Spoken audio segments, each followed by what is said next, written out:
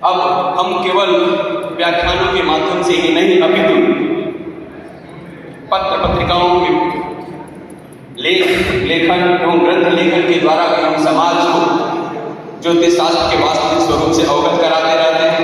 वैसी ही एक दो कृतियां हैं हमारे ज्योतिष विभागाध्यक्ष प्रोफेसर शत्रुघ्न त्रिपाठी जी की, जिन्होंने कृषि विज्ञान और ज्योतिष नवनीतम नाम से दो ग्रंथ लिखे हैं, जिनका लोक कल्याण हेतु आज प्रकाशन होना है, लोकार्पण होना है।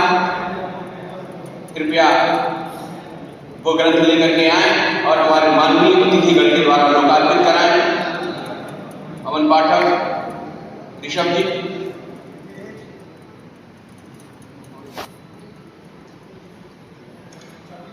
ये दो कृतियां हैं, एक ओरा नवनीतम, दूसरा कृषि विज्ञान ज्योतिष शास्त्र में। दो ग्रंथों का लोकार्पण होना है। ये दोनों ग्रंथ भारतीय ज्योतिष शास्त्र की वास्तविक परंपरा से परिपुष्ट हैं।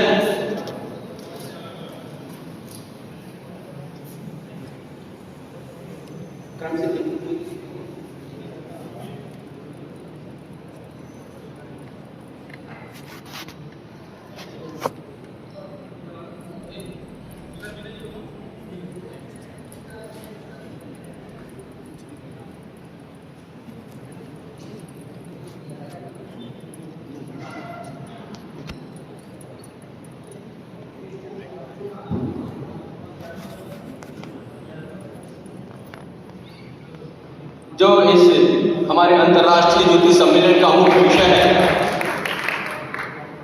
जैसा कि आप जानते हैं कि समाज में ज्योतिष शास्त्र की जो स्थिति रही है, हमारे भास्कराचार्य इसलिए 11वीं शताब्दी में कहते हैं, यो ज्योतिषम वेत्ति नरः सम्यक धर्मार्थ कामान लभते यशश्च। लेकिन आज की जो वर्तमान परिस्थिति है, उसमें पूरा समाज ज्योतिष एवं उनके द्वारा निर्मित पंचांगों को संदेह के घेरे में लेकर के रखा हुआ है। उसके कारण भी हम ही हैं। शायद इस तरह के आयोजनों का यही उद्देश्य होता है कि हम आत्मचिंतन करें, हम आत्ममंथन करें कि हम किस स्वरूप से, हमारा मूल कहाँ निहित था और हम वर्तमान में किस स्वरूप में समाज में परिवर्तित होते जा रहे हैं, जिसकी व्यवस्था हमारे शत्रुघ्न त्रिपाठी जी बता रहे थे। हम उसको थोड़ा और प्रकाशित करें। सबीज और निर्बीज का तात्पर्य इससे होता है कि जो हमारे यहाँ ज्योतिष के ग्रंथों में ग्रह गणना के सिद्धांत या गणितीय सूत्र बताए गए हैं, वे इस सौर मंडल के अस्थिर होने के कारण वे भी परिवर्तित होते रहते हैं।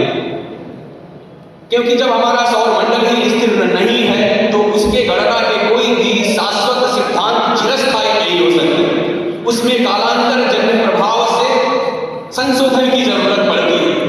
लेकिन उसके साथ ही धर्मशास्त्रीय व्यवस्था, कुछ लोग केवल और केवल दृश्य पक्ष को लेकर के, कुछ केवल पारंपरिक पक्षों को लेकर के अपने पंचांग का प्रकाशन करने लगे।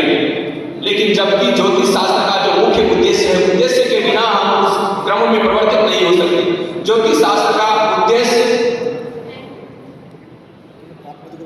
कोई यान छोड़ना नहीं, चंद्रयान या मंगल में यान छोड़ना नहीं। ज्योतिष शास्त्र का तात्पर्य, ज्योतिष शास्त्र का जो मुख्य उद्देश्य है, धर्मानुकूल व्यापार संपादन के लिए धर्मशास्त्रीय व्यवस्थाओं हेतु तिथिवार नक्षत्र योग गणनादि का प्रणयन है।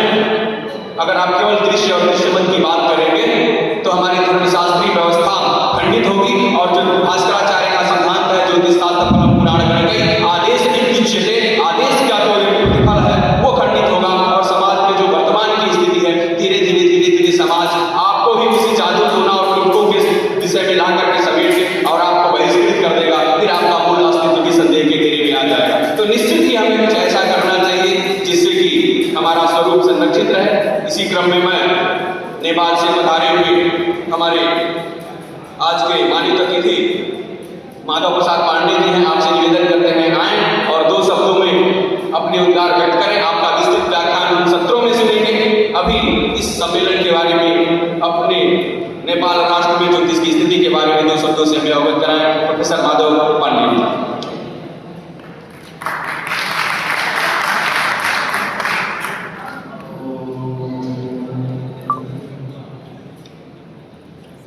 ईशावास्यमिदं सर्वं यद्विद्यते तेन भूतेन तेन दत्तेन बुद्धिता आदिता